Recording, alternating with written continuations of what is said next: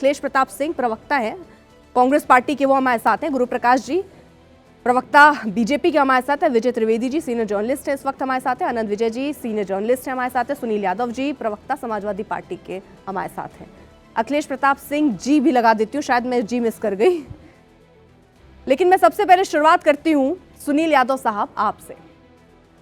ये पूरा गणित जो अभी आपने अगर ध्यान से सुना हो, जो हमने अपनी चर्चा में रखा, पहले जिस तरह से आप लोगों के नारे हुआ करते थे, जो स्टैंड हुआ करता था, उसमें पीडीए ऐड किया, पीडीए फॉर्मूला थोड़ा इधर उधर खिसका तो लगा कि अच्छा चलो सॉफ्ट हिंदुत्व वाला एंगल ले आते हैं। क्या यही चल रहा है 2027 के चुनाव का? आपका यही फॉर्मूला बन रहा है अभी फिट? देखिए, मैं बहुत अनुरोध के साथ आपके कार्यक्रम में ये कह सकता हूं कि हम समाजवादी लोग हैं। हमारा आंदोलन सामाजिक न्याय का था, सामाजिक न्याय का है और सामाजिक न्याय का रहेगा। आस्था, भगवान, मंदिर, परंपराएं, रीत रिवाज, ये हमारे निजी विषय हैं।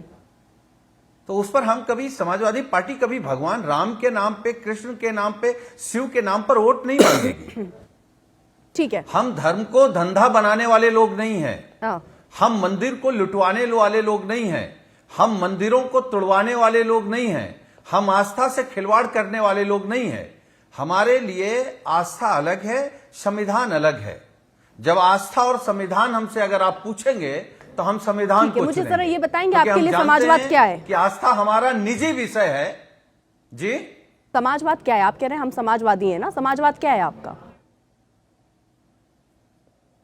समाजवाद की परिभाषा है, क्या है? हम समाज में आर्थिक बराबरी चाहते हैं, समाज में सामाजिक बराबरी पोस्टर रेडी कीजिएगा, राजनीतिक बराबरी चाहते हैं, धार्मिक बराबरी चाहते हैं। ठीक है, यही समाजवाद है। ठीक है, जरा वो अगर पीसीआर सबसे कमजोर व्यक्ति के चेहरे समाजवादी पार्टी के कार्यालय के बाहर जो लिखा है ना सनातनी समाजवाद है, वो जरा दिखाइए सुनील यादव जी को, जरा दिखाइए। ये क्या है सर फिर? हाँ, ये देखिए सर, अगर स्क्रीन हो तो देखिएगा, सनातनी समाजवाद है। हाँ ठीक, सनातन ही समाजवाद है। ये बयान किसका है? ये बयान शंकराचार्य जी का है। और शंकराचार्य जी से बड़े मुझे लगता है ना हम हिंदू हैं और ना सामने वाले हिंदू हैं। नहीं तो मुझे एक बात बताइए सर, कहा है? मैं ये पूछना चाह रही हूँ, फिर 27 में समाजवादी पार्टी पूरी रणनीति शंकराचार्य जी बनाएंगे, आप उन्हीं से पूछ रहे हैं कि एजेंडा कैसे तय करना है, क्या करना है? क्योंकि ये तो आपके कार्यालय के बाहर लगा है, सनातनी समाजवाद है। देखिए देखिए एक बात समझिए, अगर आपको या आपके दर्शकों को समाजवाद समझना है तो उनको भगवान राम का पूरा जीवन पढ़ना चाहिए। जो भगवान राम का पूरा जीवन है, छुआछूत के खिलाफ भगवान राम थे, भेदभाव के खिलाफ भगवान राम थे, गरीबों को, कमजोरों को, पिछड़ों को, आदिवासियों को, जंगल में रहने वाले जनजातियों को गले लगाने वाले भगवान राम थे, सबरी के जूठे बेर खाने वाले भगवान राम थे। तो हम लोग तो 1993 में नहीं सर, मैं काउंटर करूंगी ना, क्योंकि 1993 में सुन लीजिए सर, सुन लीजिए, मुझे सुन लीजिए, अरे मुझे सुन लीजिए, मैं थोड़ा मुस्कुरा के कह रही हूँ, मुझे सुन लीजिए। 1993 में मिले मुलायम काशीराम, मुस्कुरा भी कहेंगे तो मैं सुनूंगा। मिले मुलायम काशीराम, हवा में उड़ गए जय श्री राम। जी, आप यहां बैठकर कह रहे हैं कि राम से सीखिए, उस समय तो हवा में उड़ा दिए थे राम को। पार्टी थी नहीं, भारतीय जनता पार्टी आरएसएस, उनको कल भी उड़ाए थे, आज भी उड़ा रहे हैं। तो इसमें मुझे बताइए, एक बार मुझे थोड़ा क्लियर कीजिए, क्योंकि मैं ये ना रहा था ना, हवा में उड़ गए जय श्री राम, हवा में उड़ गए आरएसएस, हवा में उड़ गए बीजेपी लिखा होना चाहिए ना, हवा में उड़ गए जय श्री राम लिखा है। सुन लीजिए। अच्छा, मैं आपके अध्ययन को प्रणाम करता हूं और मैं ये कह रहा हूं, अपनी पूरी मीडिया को लगा दीजिए कि नेताजी का बयान है या समाजवादी पार्टी किसी नेता का बयान है, ये हमको कोट करके बता दीजिए। ये बयान किसका है जो आप अपने दर्शकों को सुना रही हैं? ये बयान किसका है? अरे आपके एसपी और बीएसपी के गठबंधन का बड़ा नारा था सर, यहाँ बैठकर मत इसको नकारिए ना। हवा में मत बात करिए। नहीं, ये हवा में तो आप राम जी को उड़ा रहे हैं, मैं हवा में बात थोड़ी कर रही हूँ, मैं तो फैक्ट्स रख रही हूँ आपके सामने। बात कर रहे हैं, मैं कौन उड़ा रहा है? कौन उड़ा रहा है? नाम बताइए ना, हम तो आपसे नाम पूछ रहे अच्छा हैं। चलिए नाम सुनिए फिर। शिवपाल सिंह यादव कौन है? में मत काम करिए। अरे एक तो ये शब्द का प्रयोग मत कीजिए, बिल्कुल नहीं। ये नैरेटिव आप दूसरे चैनल में चलाइएगा, यहाँ मत चलाइए। सुनिए, शिवपाल सिंह यादव कौन है? आपके पार्टी के हैं कि नहीं है? मुझे क्लियर करिए, शिवपाल सिंह यादव आपकी पार्टी के हैं कि नहीं है?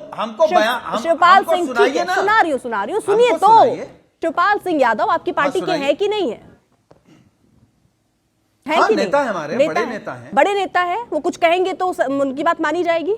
हाँ जी, हाँ ठीक। बिल्कुल। 9 दिसंबर 2018 का उनका बयान है सर, जब वो कहते हैं बाबरी मस्जिद की जगह मंदिर नहीं बनना चाहिए। आपका भी यही स्टैंड है, समाजवादी पार्टी का ये स्टैंड है।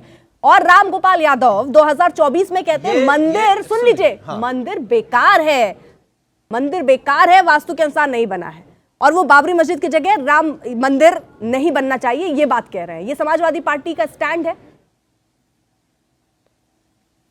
देखिए, क्योंकि वो मामला माननीय न्यायालय में था, न्यायालय से पहले किसके क्या बयान थे और न्यायालय के न्यायालय से पहले आप ये फैसला कैसे दे रहे हैं कि वहां मंदिर नहीं होना चाहिए? फिर न्यायालय का वेट कर लेते। शिवपाल सिंह यादव क्यों कहते हैं कि मंदिर नहीं होना चाहिए? आप कैसी बात कर रहे हैं सर? पहले सुनिए तो, आप क्या कह रहे हैं?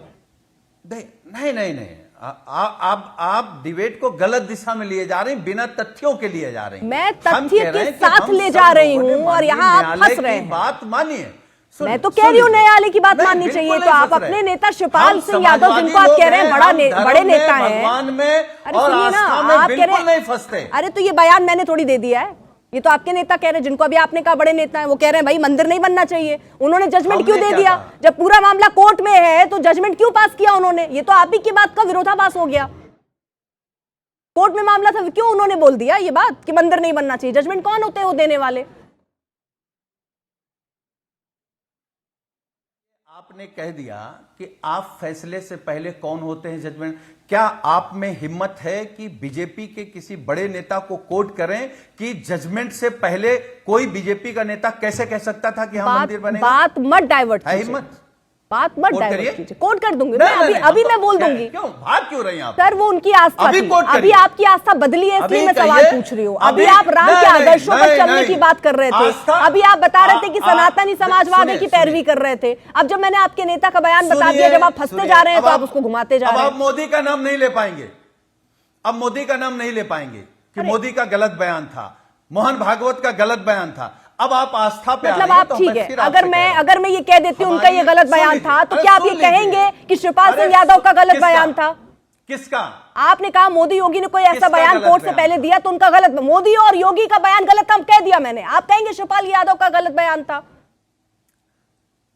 हम ये कह रहे हैं कि अब नहीं कहेंगे आप मुझे चैलेंज कर रहे हैं कि मैं इनका नाम ले सकती हूँ या नहीं ले सकती, बट आप नहीं ले सकते। और ये आज एक तो आप लोग सर ये दिख गया बीजेपी को खुश करने के लिए, सर खुश करने के लिए मैं मोदी और योगी नहीं कहती यहाँ पर। आपके ही पिच पर मैं खेल गई, फिर आपको बिलीव नहीं हो रहा है। अब आप शिवपाल सिंह यादव के लिए नहीं कह पा रहे हैं, मैं आगे बढ़ रही हूँ सर। अरे कह सकते हो तो कहिए। लोगों के पिच पर तो ऐसा उड़ाएंगे कि अभी बीजेपी को समझ में नहीं आया तो आपको क्या समझ में आएगा? हम फिर कह रहे हैं जब आस्था का सवाल आएगा तो हमारी आस्था संविधान में ज्यादा है, हम फिर कह रहे हैं। और ये बात कोई भाजपा का आदमी नहीं कह सकता। सर आप एक बार जरा, आप इस शो खत्म होने के बाद जरा अपने आप को सुनिएगा, कैसे आपने रंग बदला। इतनी तेज तो गिरगिट भी रंग नहीं बदलता है, इतनी तेज तो गिरगिट भी रंग नहीं बदलता जितनी तेजी से आप एकदम अभी राम के आदर्शों पर बात कर रहे थे, अब तुरंत पलट गए आप। आनंद विजय जी मुस्कुरा रहे हैं, विजय जी भी। मैं एक छोटा छोटा रिएक्शन ले लूं सर? ठीक है सर, ठीक है सर, ठीक है सर, ठीक है सर, ठीक है सर, ठीक है सर, आगे बढ़ने दीजिए, आप आगे बढ़ने दीजिए। अरे सुन लिया सर, पूरा समय दिया आपको मैंने। हाँ 5 सेकंड बोलिए सर, बोलिए। गिरगिट से भी ज्यादा इस देश का प्रधानमंत्री रंग बदलता है, नरेंद्र मोदी। ना भरोसा हो तो अपने कैमरामैनों से देख लीजिए। अच्छा सुनिए, एक दिन में कितने रंग बदलता है देश का प्रधानमंत्री। सुनील जी मुझे ये भी तो बता दीजिए, बुरा आपको तो नहीं लगा? नहीं, अरे जी आपको तो बुरा नहीं लग रहा? मैंने ऐसे सवाल पूछ लिए, नाराज तो नहीं हो जाएंगे? आएंगे ना कल डिबेट में? बिल्कुल नहीं, डिबेट में तो आएंगे ना, ये तो नहीं कह देंगे अरे इतना सवाल कैसे पूछ लिया? देखिए नहीं, क्यों बिल्कुल आएंगे आप सवाल। बस ठीक है, बस जवाब दें। और वही धर्म निभा रही हूँ सर, वही धर्म। लेकिन राजनीति में जब धर्म आ जाता है खेल बिगड़ जाता है। गुरु प्रकाश जी, ये इस तरह के जो पोस्टर्स हैं, आप बीजेपी पार्टी इसको सपोर्ट करती है? जरा पोस्टर दिखाइए बगल में तुरंत। जिस तरह के पोस्टर आए गुरु प्रकाश जी, ये बीजेपी का स्टैंड है क्या? बीजेपी इसको वो करती है कि बाबर दिल में है और मुंह में राम है? रखिए जरा, ये देखिए, बीजेपी का भी यही है स्टैंड? नहीं नहीं, देखिए अर्पिता जी, हमें समझने की आवश्यकता है, चेहरे बदलने से चरित्र नहीं बदलता और नारे बदलने से नियत नहीं बदलती है। इनके पास कोई नैतिक अधिकार है क्या पीडीए पे बात करने का? मैं इनसे पूछना चाहता हूं, पीडीए पीडीए करते रहते हैं। 1995 में देश में पहली बार दलित महिला मुख्यमंत्री बनी थी। सर्किट हाउस कांड भूल गए हैं क्या? आरक्षण मिलता था प्रमोशन में, पदोन्नति में, उसका विधिवत, अर्पिता जी मैं पूरे जिम्मेवारी से कह रहा हूं आपके शो पे, पहली बार किसी पार्टी ने आरक्षण का विरोध किया था कि प्रमोशन में दलितों को आरक्षण नहीं मिलना चाहिए। कौन सी पार्टी थी? यही समाजवादी पार्टी। ये पीडीए पे भाषण देंगे क्या? अभी संविधान पे आस्था की बात कर रहे थे, मैं ऑन रिकॉर्ड बोलता हूं और पूरे आत्मविश्वास के साथ कहता हूं, पूरा समय दूंगी अपनी बात रखने के लिए, लेकिन मैं ये चाहती हूँ कि पहले मेरे सवाल का जवाब दे लीजिए। अर्पिता जी आप कर लीजिए, 10 सेकंड ले लीजिए, लेकिन मैं चाहती हूँ, नहीं मैं कह रही हूँ आप 10 सेकंड ले लीजिए, फिर मेरे सवाल पर पहले जवाब दे दीजिएगा। जी मुझे 10 सेकंड दे दीजिए। जी हाँ, धन्यवाद। ये संविधान पे आस्था की बात कर रहे थे। आजम खान किन के नेता थे? इन्हीं के पार्टी के नेता थे ना। भरी सभा में अर्पिता जी बाबा साहब अम्बेडकर की मूर्ति की तरफ ऐसे इशारा करके कहते हैं कि देश का सबसे बड़ा भू माफिया है। तब कहां गया था इनका संविधान का आस्था? जब सुश्री बहन मायावती जी के ऊपर सर्किट हाउस में आक्रमण हुआ था, तब इनके पीडीए का प्यार कहां गया था? जब आरक्षण मिलता था पदोन्नति में दलितों को, उसका विरोध किया था, तब इनके पीडीए का प्यार कहां गया था? देखिए, चरित्र इनका स्पष्ट है, नियत इनकी स्पष्ट है। जनता सब देख रही है कि पीडीए के नाम पे लोगों को जो बरगलाने का आपने धंधा है, गोरख धंधा, इसको समाप्त करिए अभी कभी आप। अब मेरे सवाल का जवाब आपने सुना था? मेरा सवाल मैं बिल्कुल सुना था, उसका जवाब, और आपके सवाल का ही जवाब दिया है मैंने। ये आपके सवाल का ही मैंने जवाब दिया है कि पीडीए नहीं, उसमें पीडीए की बात नहीं है, नैतिक अधिकार नहीं है पीडीए सर, पोस्टर सर, अगर आपके पास टीवी स्क्रीन हो तो आप पीडीए, आप जरा ये मैं जो पोस्टर कह रही हूँ, क्या ये पोस्टर बीजेपी इसको सपोर्ट, हाँ उसमें लिखा हुआ है कि दिल में बाबर मुंह में राम, बीजेपी इसके साथ है, ये बीजेपी का स्टैंड है? तो ये नहीं, अरे तो समाजवादी पार्टी की असलियत है ये। उत्तर प्रदेश मतलब ये आपका स्टैंड है अर्पिता जी इस बात को। हाँ। अब कुंभ, अरे अब स्टैंड है कि नहीं अर्पिता जी, ये अभी स्पष्ट करना आपको समझने की आवश्यकता है। बाबर के नाम पे कौन कहता था भाई सबसे बड़ा अवरोध मंदिर ना बने, इसके लिए कौन खड़ा था? कार सेवकों पे गोली किसने चलवाई थी? आज राम भक्ति का प्रमाण पत्र देंगे, आस्था का प्रमाण पत्र देंगे। कुंभ हो रहा था 2012 में प्रयागराज में, महाकुंभ हो रहा था, वही बोल रहे थे। ठीक है, यानी कुल मिलाकर जो चंदा चोरी का मुद्दा था, चंदा चोरी के मुद्दे से भटकाने के लिए ये पोस्टर्स आ रहे हैं सामने। देखिए, कोई एक पोस्टर अर्पिता जी हमारा स्टैंड नहीं तय करता है। हमारा स्टैंड उत्तर प्रदेश की जनता को पता है। हमारा स्टैंड पता है कि समाजवादी पार्टी की सरकार में अतीक अहमद हो, मुख्तार अंसारी हो, लॉलेसनेस हो, बदायूं हो, उस बदहाली से हमने उत्तर प्रदेश को निकाला है। ये हमारा स्टैंड है। कोई एक पोस्टर हमारे स्टैंड को परिभाषित नहीं करता। आपके सवाल का जवाब गुरु प्रकाश जी, फिर आपके पास तो आप इतने अच्छे प्रवक्ता हैं, फिर आपके पास वो मुझे फोटो दिखा दीजिए जहां पर आप अपने विकास या आपके जो एजेंडा है, या फिर 27 का मैं मानूं यही एजेंडा है, क्योंकि इसी तरीके के पोस्टर्स लखनऊ में लगा लीजिए, अयोध्या में लगा लीजिए, मथुरा में लगा लीजिए, इसी तरीके के पोस्टर्स लगे हैं। क्यों नहीं बड़े बड़े पोस्टर लग रहे हैं एक्सप्रेसवे के? क्यों नहीं बड़े बड़े पोस्टर लग रहे हैं विकास के? यानी चुनाव में फिर यही मुद्दा होगा क्या? आपने जेवर का एयरपोर्ट देखा नहीं है क्या? अरे जेवर पे कॉमर्शियल तो उसके लिए तो मुझे जेवर जाना पड़ेगा, लेकिन मैं मथुरा में बैठकर भी ये होर्डिंग देख पा रही हूँ, ये पोस्टर देख पा रही हूँ। आप अयोध्या का एयरपोर्ट बड़ा बड़ा होर्डिंग पोस्टर क्यों नहीं लगवाए कि देखिए भैया हमने कितना बढ़िया वहां पे एक्सप्रेसवे बनवा दिया? अरे आप नहीं, आप लखनऊ में जाकर के देखिए, आपने कैमरामैन को कहिए थोड़ा रिसर्च करे, बहुत पोस्टर लगे हुए हैं, एक्सप्रेसवे के भी पोस्टर लगे हुए हैं, एयरपोर्ट के भी पोस्टर लगे हुए हैं, इंफ्रास्ट्रक्चर के भी पोस्टर लगे हुए हैं। एक मुझे दिखा दीजिए, सरकार ने जो भर्ती की है उसकी भी गुरु पोस्टर प्रकाश लगे जी, हुए हैं। मैं अपनी टीम से बोल दूंगी, वो तो रिसर्च कर लेंगे। आप मुझे अपने फोन पे आप तो हाँ आप निकाल के रखिए, तब तक मैं आती हूँ दोबारा से, तुरंत तो हो सकता है ना मिले, आप निकाल के रखिएगा। मैं बता रहा हूँ आपको, नहीं मैं बता रहा हूँ, आप अपने कैमरामैन को कहिएगा कि लखनऊ में शहीद पथ है, शहीद सर एक फोटो मंगवा लेते आप, सर एक फोटो मंगवा लेते और दिखा देते यहीं पर, दूध का दूध पानी का पानी। हाँ आप निकाल लीजिए, तब तक मैं आगे बढ़ती हूँ। Thank you sir, thank you. आप अपने कैमरामैन को भी जरा शहीद, मैं बिल्कुल मैं भेज दूंगी, आप पहले मुझे वो दिखा दीजिएगा, फोटो दिखा दीजिएगा। धन्यवाद। अखिलेश प्रताप सिंह जी, एक छोटा सा रिएक्शन सर आपसे, फिर उसके बाद विजय जी, आनंद जी मैं आ रही हूँ। इनकी पिच तो तैयार है अखिलेश जी, कांग्रेस पार्टी की क्या पिच रहने वाली है? देखिए, ये जो आप लोगों का बहस चल रहा है, ये जो बातें आ रही हैं आप लोग कर रहे हैं और जिस मैटर पे ले जा रहे हैं मुद्दे को, ये 2024 में भी ये रिपीट किया गया था। उस समय भी विपक्ष से ही सारे सवालात होते थे, बात होती थी, उन्हीं पे घेराबंदी होती थी और बताया जाता था कि बीजेपी 400 पार है और यूपी में 80 से 1-2 सीटें कम होंगी, सब बीजेपी जीत रही है और इसी तरह का माहौल बताया जाता, इसी तरह की डिबेट होती थी और परिणाम जस्ट रिवर्स आया। बीजेपी उत्तर प्रदेश में आधी रह गई। हमारा मुद्दा सिर्फ, विपक्ष का मुद्दा सिर्फ उत्तर प्रदेश की सरकार जो 10 सालों से है उसके गवर्नेंस का है। उत्तर प्रदेश के जो आज हालात बना रखे हैं, बद से बदतर, हर प्रकार के क्राइम में यूपी नंबर 1 है, हर प्रकार के, और 10 वर्षों में हुआ है। जितने का बजट नहीं है उससे ज़्यादा यूपी में योगी जी ने कर्जा लाद दिया है और वो 10 साल पहले मात्र 2.25 लाख 2.5 लाख करोड़ रुपया कर्जा था, 9.25 लाख करोड़ से ऊपर का कर्जा, बजट से ज्यादा कर्जा। एक परीक्षा नहीं करा पा रहे हैं, बड़े बड़े डींगे हाकेंगे, एक परीक्षा नहीं करा पा रहे हैं, भर्ती नहीं कर पा रहे, लाखों पद रिक्त हैं उत्तर प्रदेश सरकार में, हर प्रकार की माफियाओं का यहाँ वर्चस्व है और भयंकर इनफाइटिंग है बीजेपी के अंदर। अभी इनके राष्ट्रीय अध्यक्ष महोदय आए थे, सिर्फ पैचअप करते रहे, मिलाते रहे लोगों को, किसी के आम खा रहे हैं, किसी का चाय पी रहे हैं, कुछ करते रहे। तो बड़ी बुरी हालत है उत्तर प्रदेश में, कानून व्यवस्था से लेकर के और विकास को लेकर के। मदिरालय यहाँ प्राथमिकता है, विद्यालय बंद किए जा रहे हैं। बातें बड़ी अच्छी लग रही है, लेकिन मैं परफॉर्मेंस पे बात कर रही हूं। कांग्रेस पार्टी सर, आपका परफॉर्मेंस सर 17 में 7 सीट से आप 2 सीट पर आ गए। मैं पिच की बात कर रही हूं और मुझे जहां तक याद है 2017 के विधानसभा चुनाव में भी कांग्रेस ने सेम एग्जैक्ट यही बातें कही जो अभी आप टीवी स्क्रीन पर कह रहे थे, और आपने 2022 में भी सेम एग्जैक्ट यही बात कही जो अभी आप टीवी स्क्रीन पर कह रहे हैं। लेकिन सर कांग्रेस 17 में रह गई 7 पे और 22 पर पहुंच गई 2 पे। पहले मैं आपको धन्यवाद दे दूं कि कम से कम आपने देश को यह बता दिया कि कांग्रेस अपना स्टैंड नहीं बदलती है।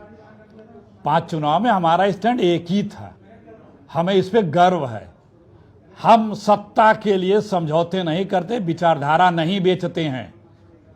जिनकी आप जिक्र कर रहे हैं, किसी भी तरह किसी भी प्रकार से सत्ता की लालच हम नहीं रखते, वो बीजेपी रखती है। और ये बात आपने देश को बताया कि कांग्रेस नहीं बिकती है, कांग्रेस समझौता नहीं करती है, इसके लिए तो मैं आपको धन्यवाद, इतना का तो धन्यवाद आपका बनता है, ये मैं आपको दे रहा हूं। अच्छा, तो फिर उस हिसाब से जब समाजवादी पार्टी सनातनी समाजवाद कह रही है, तो आप उनसे गठबंधन में रहेंगे कि नहीं रहेंगे? देखिए भाई, देखिए थोड़ा अभी तो मेरा पहले सवाल का जवाब पूरा नहीं हुआ था, आपने दूसरा ले लिया। देखिए, हमारा इंडिया गठबंधन चल रहा है, इंडिया गठबंधन है, रहेगा, और उत्तर प्रदेश में इस बार बीजेपी 3 डिजिट नहीं टच कर पाएगी। अरे देखिए, पहले अर्पिता जी, आप लोग, हम लोग, सब लोग सुनते थे कि जो डकैत होते थे, डकैती डालने चंबल के वाले जो होते थे, कहते थे माँ भवानी का जयकारा करके डकैती डालते थे। लेकिन उन लोगों ने कभी माँ भवानी का मंदिर नहीं लूटा। लेकिन इन संघियों ने, भाजपाइयों ने जय श्री राम करके भगवान राम का मंदिर लूट लिया। डकैती किसी को नहीं छोड़ा इन लोगों ने। इनको सिर्फ पावर और पैसा चाहिए, इनके कोई विचारधारा नहीं है। ये किसी के साथ कभी भी, अब पूरा देश की इतिहास देख लीजिए, इनके बीच इनके आइडियोलॉग कौन है? बिहार के सीएम है, यूपी के सीएम है, दिल्ली के सीएम है, आसाम के सीएम है, बंगाल के सीएम है, आदरणीय मोदी जी हैं, अमित शाह। विचारधारा देखिए इनकी, किस तरह की बातें करते हैं। आप बार बार पूछ रही थी बीजेपी से और सबसे। मैं 10 साल पहले, 1 सेकंड और, 10 साल पहले से मैं कहता हूं कि बीजेपी के किसी नेता से कह दीजिए कि वो धर्म सांप्रदायिकता, हिंदू मुसलमान के अलावा कोई 2 मिनट भी बिना इन शब्दों के बोल के दिखा दे, नहीं बोल सकते। कट्टर हिंसक कम्युनल एजेंडे के अलावा किसी बात पे बोल ही नहीं सकते। ठीक है सर, मुझे ये बता सकते हैं आप 50% सीट मांग रहे हैं, बड़े भाई की भूमिका उत्तर प्रदेश में कह रहे हैं, वो मानने को तैयार नहीं है, आप कह रहे हैं हम साथ हैं, कब तक रहेंगे हम साथ साथ? हमारा गठबंधन है, गठबंधन रहेगा, और हमारा ये वादा है कि जितनी सीटें डिसाइड होंगी हम सबसे पहले आपको बताएंगे। बस ये चलिए मैं आपसे ठीक है। कह रहा हूँ, सबसे पहले हम आपको बताएंगे। ठीक है, एक छोटा सा रिएक्शन कितनी गुरु सीटें प्रकाश हम जी वो से, लड़ रहे हैं। ताकि क्योंकि अभी मैं विजय जी पे और आनंद जी पे नहीं जा पाई हूँ, जल्दी से आप शायद फोटो दिखाना चाह रहे हैं गुरु प्रकाश जी। नहीं, फोटो नहीं दिखाना चाह रहा हूं। आपने जितना बेरोक टोक अभी कांग्रेस के प्रवक्ता को बोलने दिया, उससे आधा समय मैं चाहता हूं आपसे। ये उत्तर प्रदेश का कर्जा गिना रहे थे। तेलंगाना उत्तर प्रदेश से लगभग 4 गुना छोटा है। एक मिनट में तेलंगाना जरा का आपको कर्जा रोकूं कितना है, गुरु मुझे प्रकाश पता जी। है आपको। कांग्रेस पार्टी, आपने ये बड़ी बात कह दी कि मैंने उनको रोका टोका नहीं, लेकिन फिर भी वो खुश नहीं होंगे। अखिलेश प्रताप जी खुश हैं आप? मैं अभी अच्छा मैं नहीं खुश मैं होंगे अपनी वो, बात पूरी यही करता तो हूं। दिक्कत है, जिससे सवाल पूछ लो वो नाराज। अर्पिता जी, गुरु प्रकाश जी, हाँ नहीं मैं नाराज नहीं हूं मैं अर्पिता कभी जी। नाराज। अरे मैं अरे मैं सर, नाराज अभी नहीं मैं हूं, 4 आपको सवाल कैसे पूछ नाराज लूंगी, नाराज आप नाराज बिफर नाराज जाएंगे। नाराज यही तो हालात हो गए हैं आजकल के। गुरु प्रकाश जी बोलिए जल्दी से सर। नहीं अर्पिता जी, आपके व्यूअर्स ने भी देखा है, अभी तमाम इनको समय मिला है, बट ठीक है, चलिए स्वाभाविक है, लोग देखते हैं, लोगों को जज करने दीजिए। हाँ। लोगों को अपने विवेक पे भरोसा है। ये बता रहे थे उत्तर प्रदेश पे कर्जा है, उत्तर प्रदेश पे 9 लाख करोड़ का कर्जा है। तेलंगाना में कितना कर्जा है अखिलेश जी पता है आपको? तेलंगाना कम से कम 5 गुना छोटा है उत्तर प्रदेश से। तेलंगाना में 5.5 लाख करोड़ का कर्जा है, और ये कौन इसका जवाब देगा? मतलब विचित्र बात होती है भाई। आज कांग्रेस पार्टी कर्जा के ऊपर बयान दे रही है, हिमाचल में आप वेतन नहीं दे पा रहे हैं।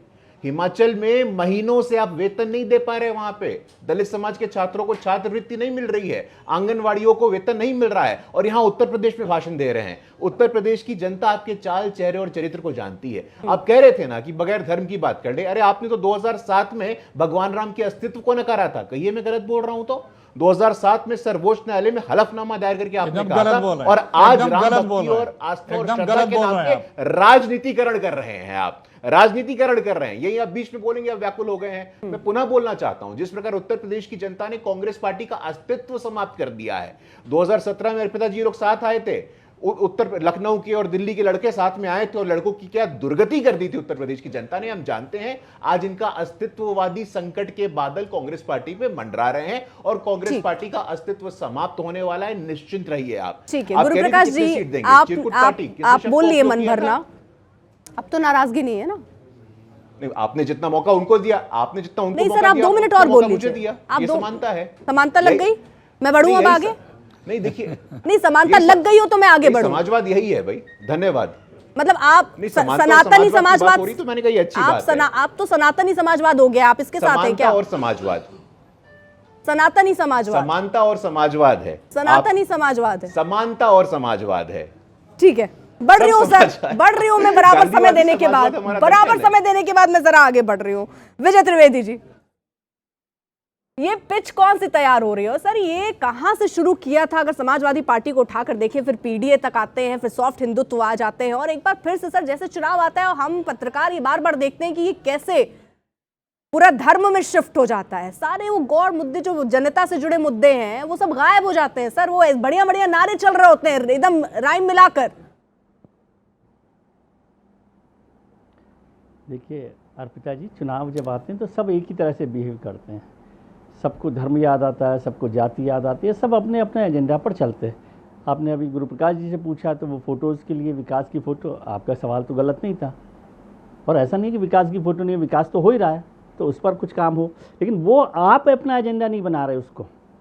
इसका मतलब ये नहीं कि विकास नहीं हुआ होगा, विकास हुआ है उत्तर प्रदेश में, लेकिन आपने उसको अपना एजेंडा नहीं बनाया। इसका मतलब आपको डेवलपमेंट पर भरोसा नहीं है। समाजवादी पार्टी के साथ क्या है कि वो अभी तक जिस रास्ते से चल रहे थे उससे थोड़ा सा इधर हो रहे हैं।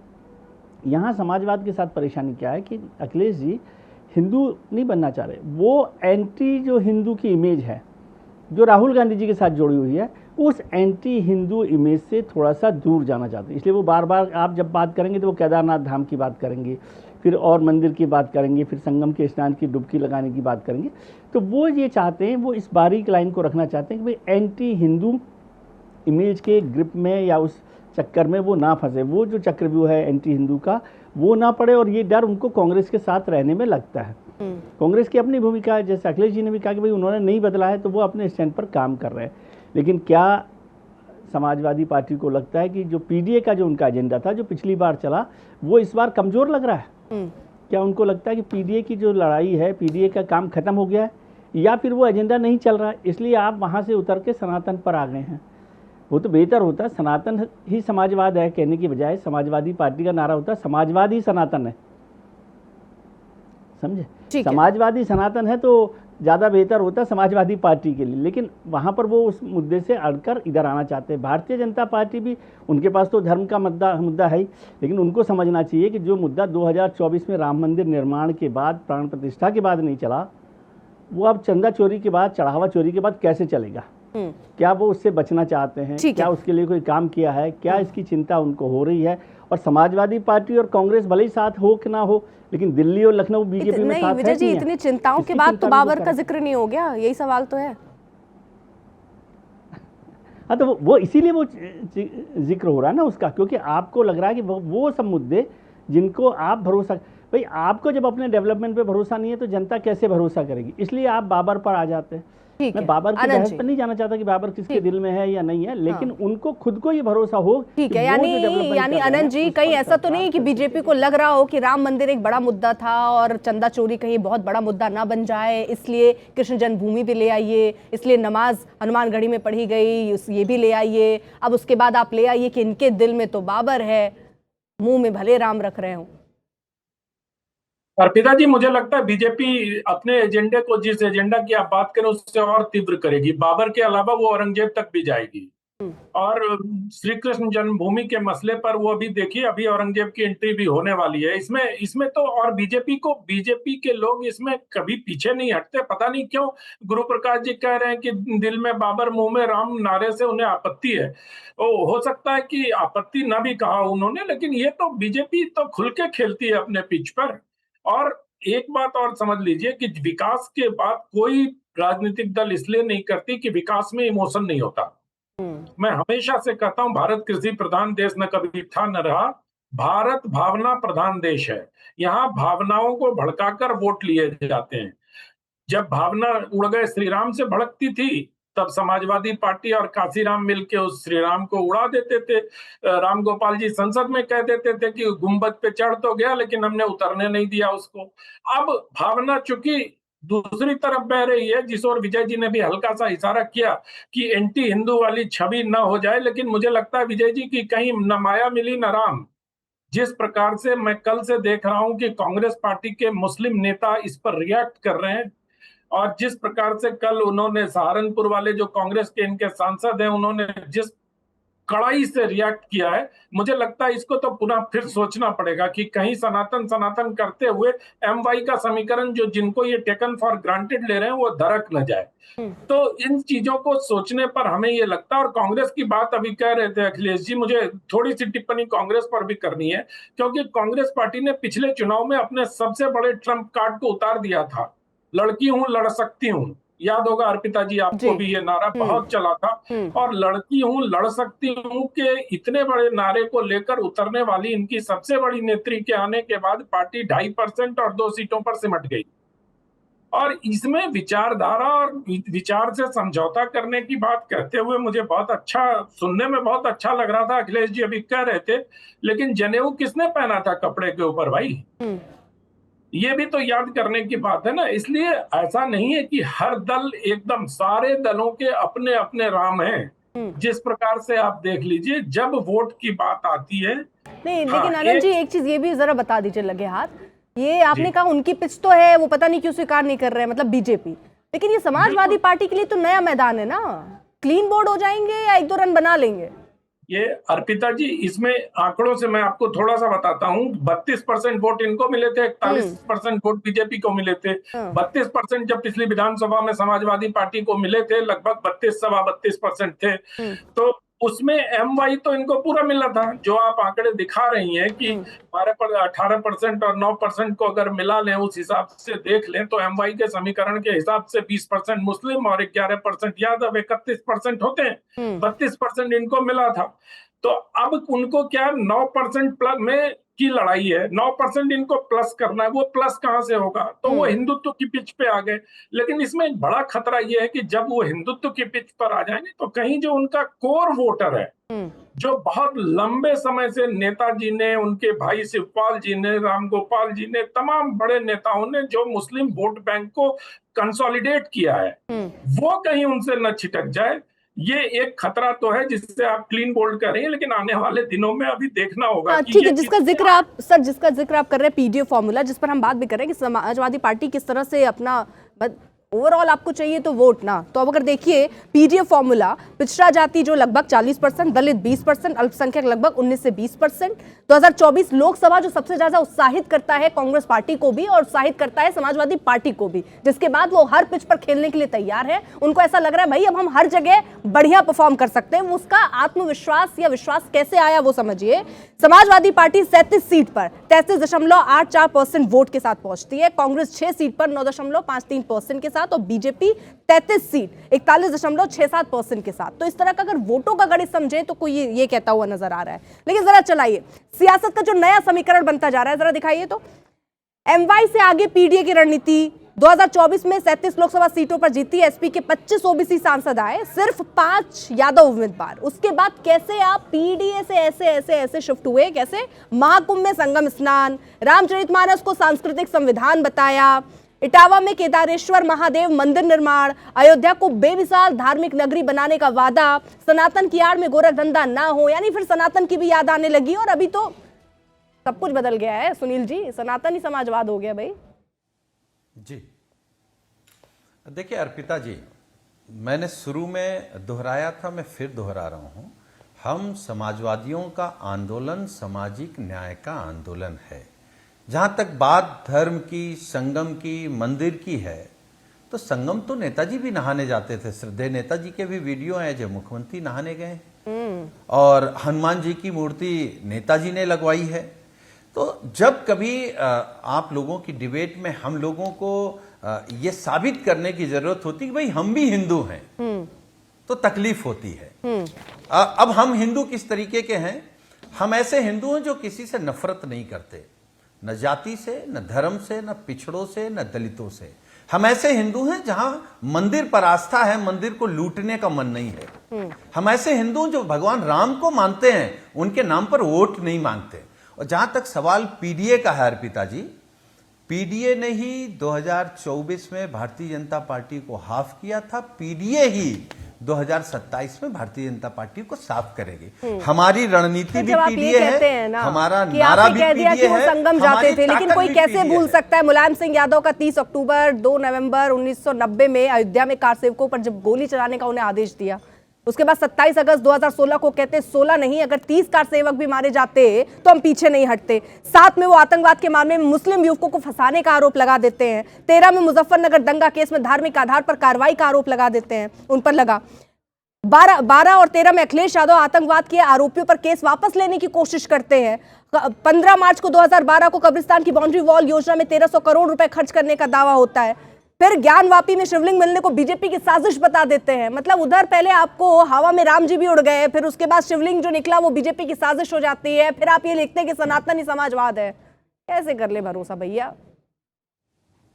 देखिए अर्पिता जी, जहां तक नेताजी और अयोध्या गोलीकांड का मामला है, तो हम लोगों को बिल्कुल इस बात का संकोच नहीं है कि संविधान की रक्षा के लिए जो माननीय न्यायालय का निर्देश था, उस निर्देश को निर्देश गोली चलाने का था, के लिए जो भी फैसला हुआ, नहीं गोली चलाने का निर्देश था। तो गोली तो किसने अजा जिसने अब मुझे पता ही कहां जाएगा, अध्यक्ष है, तो वो उन्होंने अपने आप से चला ली, बिना मुलायम सिंह, बिना आपकी सरकार के कहे गोली उन्होंने अपने आप से चला ली। मतलब एक अधिकारी के पास इतनी अथॉरिटी आप बता रहे हैं कि वो खुद से ही गोली चला ले रहा है। सर अपने आप को डिफेंड करने के लिए कुछ भी तो मत कहिए। कह रहा हूं अर्पिता जी,